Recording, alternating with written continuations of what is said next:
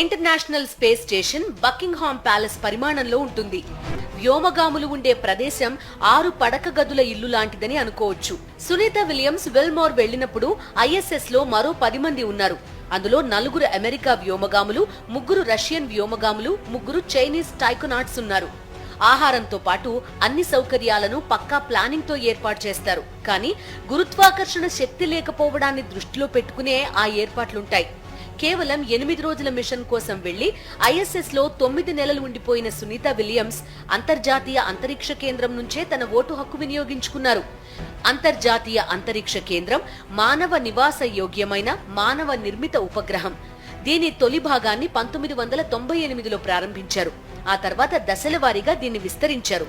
భూమికి సగటున 400 కిలోమీటర్ల ఎత్తులో ఉన్న దిగువ కక్ష్యలో పరిభ్రమిస్తుంటుంది.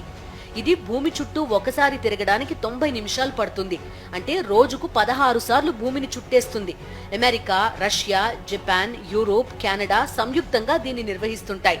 అనేక మంది శాస్త్రవేత్తలు భూమి నుంచి వెళ్లి కొన్ని నెలల పాటు ఇందులో పరిశోధనలు సాగిస్తుంటారు.